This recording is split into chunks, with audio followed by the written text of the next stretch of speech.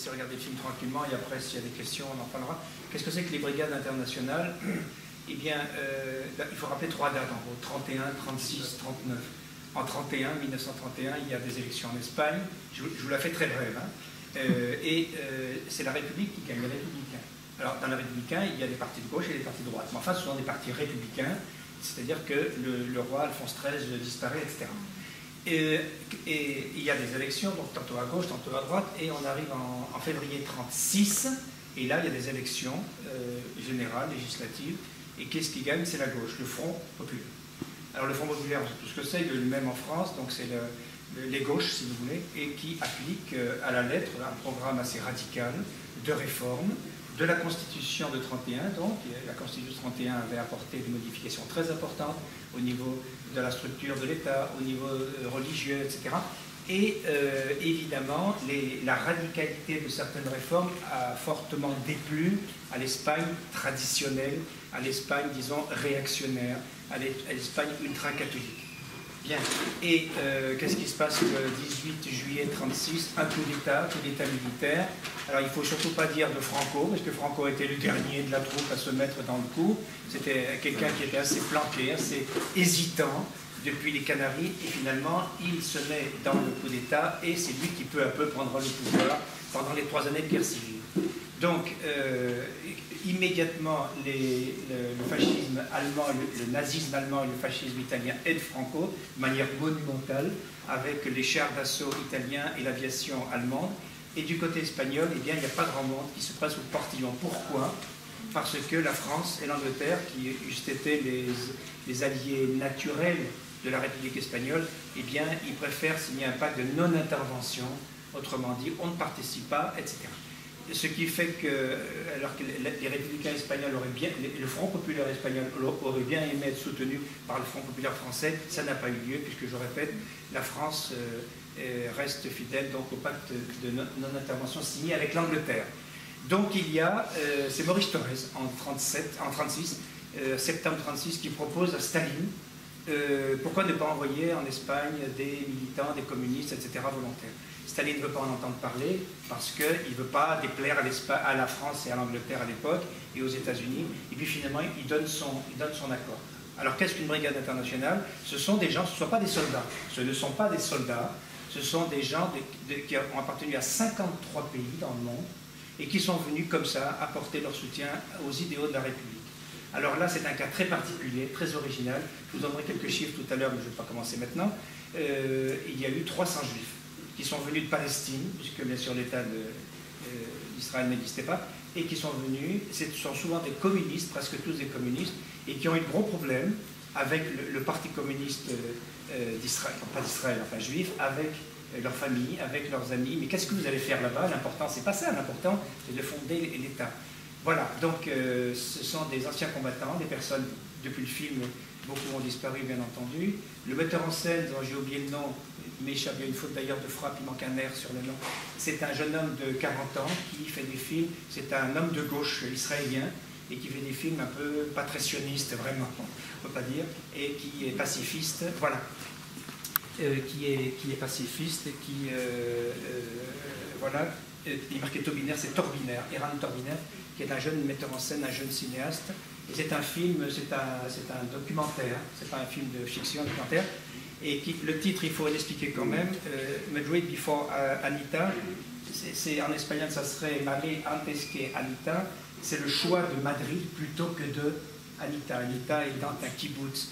Mais pourquoi vous partez alors que nous on doit faire des kibbutz? Ils vont partir à l'autre bout du monde, là-bas, si j'ose dire, en Espagne, dans un combat incertain pour des idéaux qui, à l'époque, n'allaient pas de soi. Donc je souhaite une bonne projection.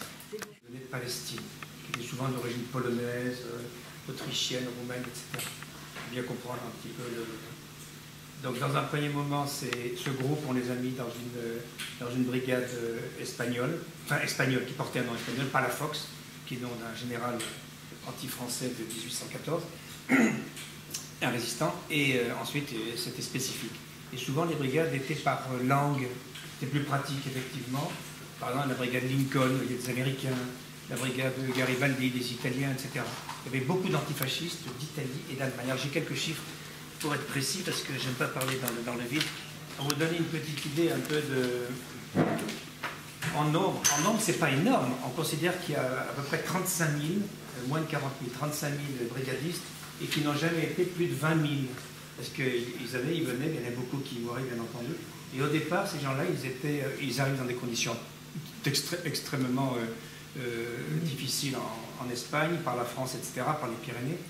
Et on les mettait en général 1 pour 4, c'est-à-dire on mettait un brigadiste, quel que soit, au départ, quelle que soit son origine, avec 4 combattants espagnols, républicains. Et ensuite, donc, on les a mis par affinité par pays, ce qui était plus simple quand même pour donner des ordres, etc. Au départ, ils n'avaient aucune formation militaire, mais très rapidement, on leur a donné une formation. Alors, j'ai dit tout à l'heure, c'était Torrens qui avait lancé cette idée d'abord qui a un peu effrayé Staline, et puis, bien entendu, vous savez qu'il y avait une concurrence énorme entre les staliniens et les trotskistes. Et les trotskistes reprochaient énormément à Staline de ne pas, mais pourquoi est-ce qu'on n'envoie pas des gens combattre? Et donc, ce qu'il faut savoir aussi, c'est que les Russes étaient très présents, pas tellement dans les brigades internationales, mais surtout comme techniciens, comme officiers de renseignement et pour organiser. Autrement dit, il y avait d'un côté l'énorme puissance, 40 000 soldats italiens, 30 000 soldats allemands. Allemands, c'était surtout l'aviation, pensez à Guernica, 37, la Légion Condor, énormément d'Italiens, des chars d'assaut italiens. Et de l'autre côté, il y avait quelques Russes, bien sûr, il y avait des cadres russes. Il y avait, la France socialiste a eu honte, le Front populaire a eu honte de ne pas aider de manière plus visible quand même les Espagnols, et Blum a réussi à faire passer Cotte, par exemple, le grand-père, le père du Cotte, qui est encore en vie, ont réussi à faire passer des armes par les Pyrénées, par le Pays Basque, par la Catalogne, enfin c'était pas grand-chose. Il faut bien comprendre, donc il y avait une démesure dans l'appui étranger du côté fasciste et du côté républicain. Les brigadistes baptisaient d'un nom de quelqu'un de connu, c'était Garibaldi, c'était Lincoln, et Botwin c'était un militant polonais, un juif militant polonais qui a été assassiné. Et elle a été décimée. Alors le monsieur, le survivant, le racontait bien, ils ont été envoyés... Alors voilà, où est-ce qu'ils allaient, où est-ce qu'ils étaient tous envoyés? Tous, je veux dire, de manière générale. Il y avait une urgence, c'était Madrid. Madrid, alors je répète, la date 18 juillet. 18 juillet, c'est le coup d'État, on dit de Franco, le coup d'État des militaires fascistes, et Franco très rapidement a pris le pouvoir à l'intérieur de ce coup d'État. Bien. Et Franco voulait prendre, enfin les généraux fascistes voulaient prendre très rapidement Madrid, évidemment, à partir du moment où Madrid est prise, la guerre est finie. Et ils se sont heurtés à une défense extraordinaire, à la fois de ce qui restait de l'armée républicaine, et surtout des syndicats, et surtout des gens, tout bêtement, qui se sont enrôlés, qui ont demandé des armes, etc. Ce qui fait que Madrid, dès le 8 novembre 1936, a été encerclé, plus exactement encerclé par le nord-ouest. Les troupes de Franco, enfin celles pas de Franco, de Yagüe exactement, le colonel Yagüe et ses moros, et ses marocains, c'est-à-dire les troupes de l'Empire colonial, du protectorat espagnol, ont encerclé la partie nord-ouest. Pour ceux qui connaissent Madrid, c'est la cité universitaire, et toute cette partie-là. Et il y a eu une résistance extraordinaire, donc on a envoyé les brigadistes en grand nombre. Évidemment, au départ, ils étaient mal armés, ils étaient mal préparés, c'était un désastre. D'ailleurs, ils ont été décimés. On estime que sur les 35 000 brigadistes, toutes nations confondues, à peu près 15 000 sont morts. Alors, à la fin, il faut expliquer quelque chose qui est quand même important. Tout à l'heure, j'avais expliqué dans l'introduction que par souci de, comment dirais-je, par souci de géopolitique, le gouvernement républicain espagnol avait accepté de renvoyer les brigadistes. Ça, c'est à cette fameuse, terrible cérémonie avec Passionalia à Barcelone en novembre 1938. Et pour montrer la bonne volonté du gouvernement républicain de ne pas faire participer des troupes étrangères, eh bien, on les a renvoyés. Donc, ça a été déchirant, etc. Mais Franco n'en a pas tenu compte, bien entendu. Alors, pourquoi ils ont fait ça? Pour s'attirer les bonnes grâces donc, des États-Unis, de l'Angleterre, de la France pour montrer, vous voyez, on joue le jeu, on renvoie les troupes étrangères. Mais évidemment, Franco a gardé sous le coude ses Allemands et ses Italiens, et ce qui fait que ça a créé encore un grand déséquilibre. Alors, les grandes batailles où se sont illustrées et où ont été décimés les brigadistes, c'est le front de Madrid. Également Brunete, également Belchite, également le front de l'Èbre, où là, il y a eu effectivement Teruel, par exemple. La bataille de Teruel a été quelque chose de terrible. Les franquistes ont gagné, les républicains ont récupéré, etc. Ça a été terrible. Donc c'était des gens qui étaient... Alors, qui c'étaient ces gens-là? C'était des idéalistes, c'était des militants, c'était des gens... Et c'est très bien dit, là, pourquoi l'Espagne plutôt qu'Anita? Ce monsieur qui est dans un fauteuil roulant, qui dit très bien, c'est là qu'on pouvait gagner la bataille, c'est là qu'on pouvait écraser le fascisme, c'est là qu'on pouvait combattre le fascisme. Et à Anita, certes, c'est autre chose, on avait une mission à remplir, mais l'Espagne était l'endroit où il fallait combattre le fascisme. Alors ce sont des idéalistes, il y avait de tout. Il y avait alors évidemment les ennemis du Front populaire, de la gauche, de brigadistes, on dit c'est des aventuriers, des têtes brûlées. Non, on considère que près 5% d'aventuriers, il y a des aventuriers partout. Mais c'était des idéalistes, c'était des intellectuels, c'était des étudiants, c'était des ouvriers, c'était des paysans, et qui sont partis défendre la République espagnole et attaquer le fascisme, essayer de lutter contre le fascisme. On sent vraiment la disproportion militaire. Leur arme, le peu d'armes qu'ils avaient, vous disiez, qui finançait, vous voyez bien de l'intérieur. Alors c'était les Russes. C'était aussi les hommes qui arrivaient en Espagne un peu en contrebande, de manière un peu clandestine, parce qu'effectivement, si le gouvernement français avait montré qu'il faisait passer des armes, ça pouvait poser un gros problème international par rapport à la non-intervention de l'Angleterre et de la France. L'Angleterre y tenait énormément. L'Angleterre avait bien dit aux Français, il est hors de question, chers amis, que vous donniez des armes. Elles passaient quand même, mais en toute petite quantité.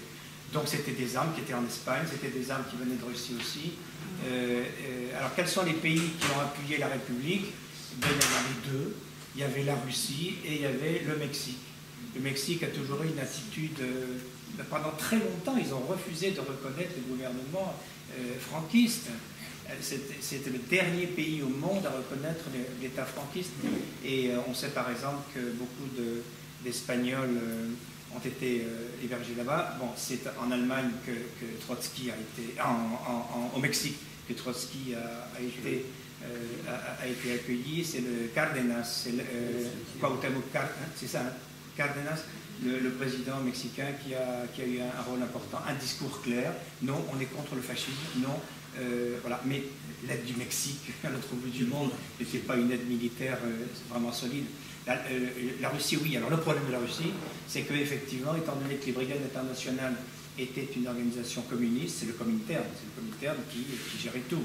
Et effectivement, à la fois la République était très heureuse de voir tous ces conseillers, tous ces officiers russes, mais enfin c'était un peu étouffant aussi. Et ils sont intervenus, donc on le sait, dans les affaires de la République espagnole, bien entendu. Mais c'était le seul pays qui a ouvertement appuyé la République espagnole. Il y a des Français brigadistes. Des Français... Ah oui, oui, alors, oui, très intéressant. Donc, voici les chiffres que je vous avais promis tout à l'heure.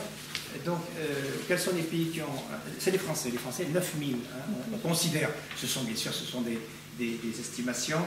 Disons, les Français, 9000. Je vais vous donner un peu la liste, là. Donc, 53 pays, 53 nations, 35 000 à peu près, et 15 000 morts. Et on estime que fonctionnaient au même moment, à peu près, jamais plus de 20 000 brigadistes. Alors, les Français, 9 000.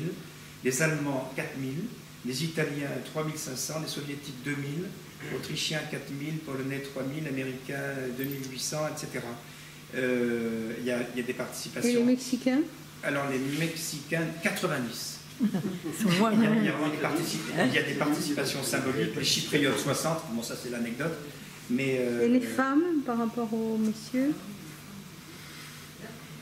Je ne suis pas certain qu'il y ait eu des femmes dans les brigades internationales, ou très peu, ou c'est très marginal. Du côté de la CNTFI.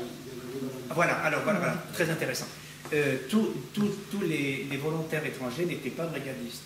Il y a par exemple, on connaît l'histoire de la gauche à ce moment-là, on sait que la haine entre le POUM, entre les trotskistes, les staliniens, les anarchistes, les socialistes, etc.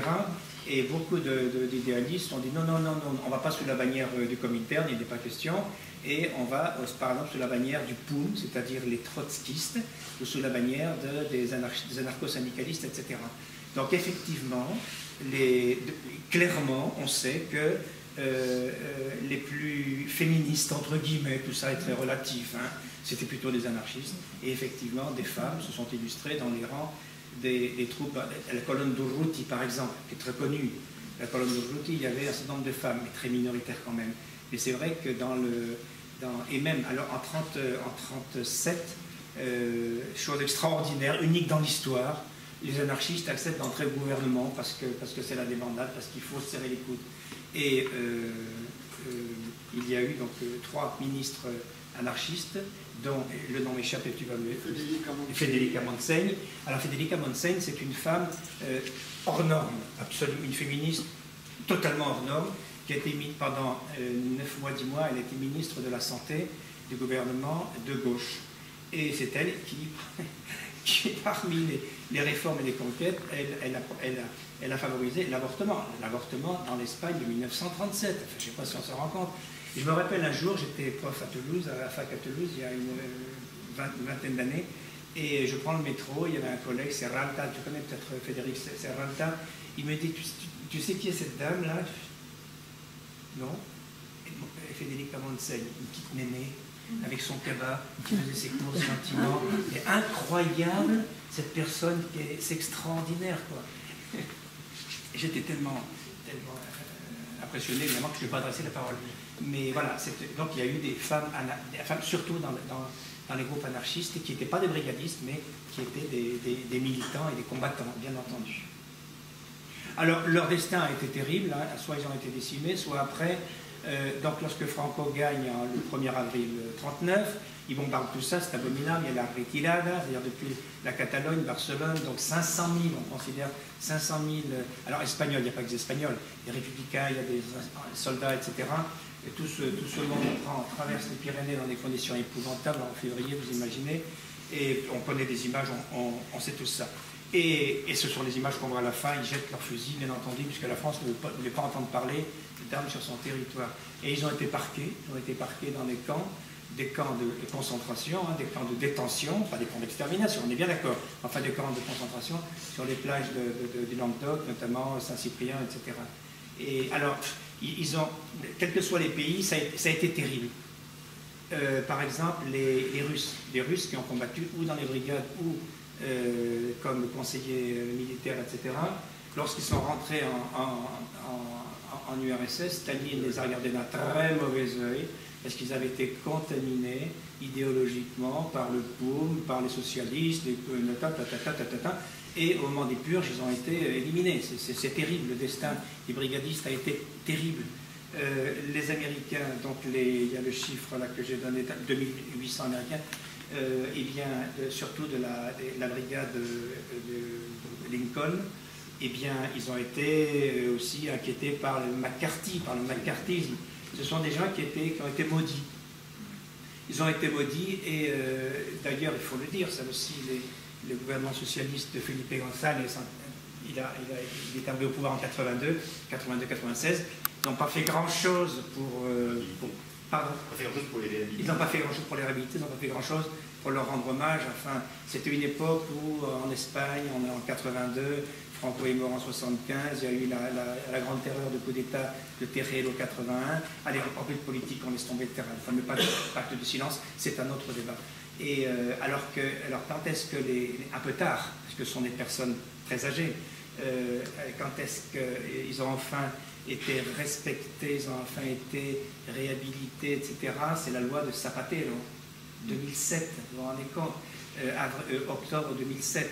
Alors cette loi de Zapatero qui est critiquable, mais enfin c'est une avancée considérable, eh bien elle permet par exemple aux brigadistes vous vous rendez compte de toucher une petite pension, etc. Elle permet aux brigadistes de conserver la nationalité espagnole et leur propre nationalité de départ. Et je crois que pour leurs enfants, il y a aussi une possibilité comme ça. Bon. Et donc, vous voyez, c'est très très tardivement que la gauche espagnole leur a rendu l'hommage qu'ils méritaient. Oui. On voit très clairement dans le film que l'engagement des juifs communistes pour venir en Espagne est un engagement individuel. Oui. Et que souvent, cet engagement est désavoué par la cellule, l'institution communiste. Oui. Est-ce que ça s'est passé de la même manière dans d'autres pays? Est-ce qu'en France, en Autriche, en Angleterre, etc., le Parti communiste s'est opposé au départ des volontaires? Alors ça, c'est une question très complexe que je ne peux pas y répondre. Je peux faire semblant, je ne réponds qu'à ce que je connais. Je ne connais absolument pas la façon dont 53 partis communistes ont réagi par rapport à ces gens-là. Je pense qu'il y a des cas où c'était très bien vu. Je pense en Italie, en Allemagne, puisque en Italie, en Allemagne, c'était un parti clandestin. Et je pense qu'ils ne voyaient aucun inconvénient à ce que leurs militants aillent. Je ne sais pas exactement. En France, c'était au contraire une sorte de politique du PCF, puisque l'idée venait du Parti communiste français. Je ne sais pas exactement. Mais on voit très bien effectivement que c'est une idée farfelue, une idée, mais qu'est-ce que vous allez faire là-bas? C'est pas possible. On se bat ici, on veut créer l'État d'Israël, et qu'est-ce que vous allez faire là-bas?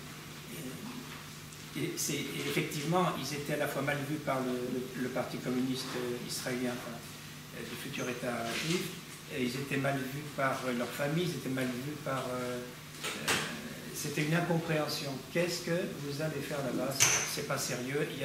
Il y a des combats à mener sur notre territoire en Palestine. Notamment cette campagne Tours et s'appelle Tours et Murailles. Donc vous avez vu comment ils essayaient de créer une espèce de petite entité, les premiers villages en territoire arabe. Oui. Juste une précision, il y a deux événements à ce moment-là qui ouvrent la porte. Quelque temps après le départ des brigades internationales, il y a Munich. Absolument. Bon, donc on se couche là. Et en même temps, Staline et Hitler sont en train de préparer le pacte de non-agression. Exactement. Donc il faut liquider tout ça.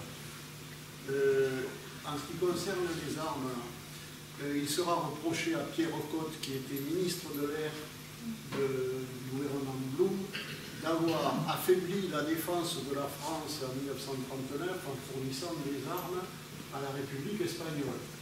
Or, les avions qui étaient là-bas, c'était des Polikarpov russes, soviétiques, ce sont ceux sur lesquels vole André Malraux, qui était là jusqu'en 1938. Donc l'Espagne, à ce moment-là, c'est l'enjeu de toutes les puissances, sauf des Espagnols. C'est assez bien. Comme toujours. Est-ce que quand ils sont partis en 1939, dans leur pays, ils sont rentrés chez eux, est-ce qu'ils ont gardé une conscience collective? Est-ce qu'il y a même des moments de rencontre, enfin, ou est-ce qu'ils se sont noyés? Alors, un peu amer, je suppose, un peu dépité. Moi, je pense que la conscience d'être un collectif est née après 1945. Après 1945, une fois la paix retrouvée, là, effectivement, il y a encore, pour les survivants, il y en a quelques-uns, des associations, des amicales, etc. Et dans l'Espagne des années 80, il y a eu quand même une certaine gauche, mettons Comisiones Obreras, le Parti communiste, Izquierda Unida, etc., qui ont essayé de leur rendre un hommage plus appuyé que ce que la gauche n'avait pas été très capable de faire dans les années 80-96. Il y a donc cette conscience, oui, ils ont quand même conscience d'appartenir, on dirait pas à une élite, ça ne veut rien dire, et quand même à une aventure particulière, un idéal, et que l'aventure, disons, l'engagement politique est encore possible, et ce sont des gens qui sont admirables par leur engagement, et bien entendu, oui. Et un mot, encore, parmi les militants antifascistes qui étaient dans les brigades internationales, il y a quelqu'un comme Roy Tanguy, qui était dans les brigades internationales, comme Togliatti, qui sera le secrétaire général du Parti communiste italien, qui était dans les brigades internationales, comme d'autres aussi, dont le nom ne revient pas en Pologne, mais qui s'est rappelé dans le documentaire, qui seront ennuyé, pour ne pas dire plus, en 1968, lorsqu'il y a une remontée de l'antisémitisme en Pologne. Trépère, par exemple, Léopold Trépère, qui a été un très grand résistant pendant la guerre d'Espagne, puis résistant en France, puis interné par les nazis, puis qui est passé en Pologne en 1945, sera très très fortement ennuyé, pour ne pas dire persécuté, par, comment il s'appelait celui-là, en 68 en Pologne, enfin bref, le dirigeant communiste polonais. Non, 68. Est-ce qu'il y a des films de fiction qui parlent de cette période? Ah oui, oui. Il y en a énormément. Enfin, énormément. Il y a énormément de films sur la guerre civile. Bon, il y a Ay Carmela, par exemple, puisque c'est une chanson. Donc et puis c'est un grand metteur en scène, Carlos Saura. Il y a énormément de films. Tu vas m'aider à les retrouver. Pour qui sonne le glas. Film de Ken Loach aussi. Pardon? Film de Ken Loach. De Ken Loach. Alors oui, Ken Loach qui a fait un film. Alors c'est un film stupéfiant. Pour moi, c'est le plus stupéfiant. C'est Terre et Liberté. C'est stupéfiant ce film parce qu'on le regarde et puis on pense que c'est du direct, on pense que c'est un reportage tellement c'est joué avec un naturel, c'est absolument troublant. C'est un film qui est un peu désespérant, enfin c'est un film nécessaire et qui insiste sur là où ça fait mal, c'est-à-dire que qui a vaincu, pourquoi la République espagnole est-elle morte? Deux raisons, Franco et Hitler Mussolini, et aussi la désunion entre les alors quelle est la proportion, ça se discute toujours entre historiens, mais il est évident que dans Terre et Liberté de Ken Loach, qui est pour moi un des plus extraordinaires, eh bien on voit à Barcelone les anarchistes tirent sur les communistes, qui tirent sur le POUM, qui tirent, etc. C'est absolument terrible. Au lieu de diriger leurs armes vers Franco, et ben non, ils se tirent entre eux. C'est pas formidable. En 1937, à Barcelone, il y a eu cette scission entre les anarchistes. C'est pour ça d'ailleurs que Montseny et les anarchistes ont quitté le gouvernement. Il y a eu des choses. Alors évidemment, ce qui est terrible, c'est que 50 ans plus tard, 70 ans plus tard, vous avez toujours de théories. 70 ans plus tard, moi, je me rappelle dans les années 90, j'étais à Toulouse à la fac et j'étais avec mon ami Benassar et tout ça, et un jour j'ai assisté à organiser un colloque sur et il y avait des témoins, il y avait des personnes donc très âgées, et je peux vous dire que dans la salle, ça chauffait, hein, entre les anciens communistes, les anciens socialistes, les anciens anarchistes, les anciens libéraux, mais je peux vous dire que la guerre n'était pas finie. Et elle n'est toujours pas finie, mais bon. À titre anecdotique, derrière le monsieur qui raconte la bataille de Badajoz, on voit une gravure du Don Quichotte de Picasso. Ah ouais, il m'a échappé. Tu le revois, tu verras. Et celui qui chante à la fin, a sur la table le livre de Capa sur les brigades internationales.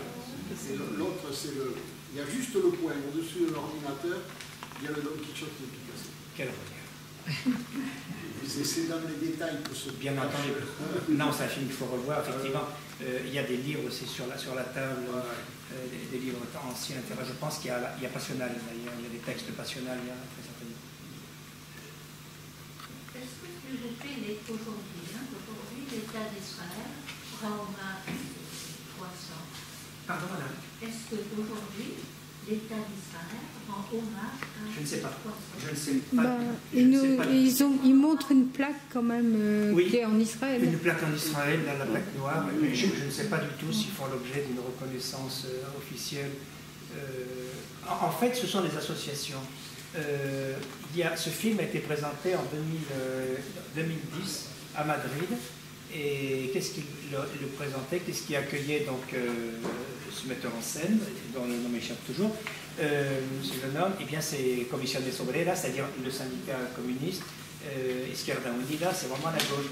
Et aussi Silva. Alors qui est Silva? Emilio Silva, c'est un homme très important, c'est un monsieur qui était journaliste, et il savait très bien que son grand-père avait été liquidé, jeté dans une fosse commune dans la province de Léon. Et il a réussi à creuser, etc., à faire creuser, et c'est à partir de ça qu'il a fondé l'association pour la récupération de la mémoire historique. Donc il y a eu dans les années 90 en Espagne, entre 95 et 2000, il y a eu donc, et avant donc la loi Zapatero qui date de 2007, qui est tardive, il y a eu un mouvement citoyen de récupération des corps.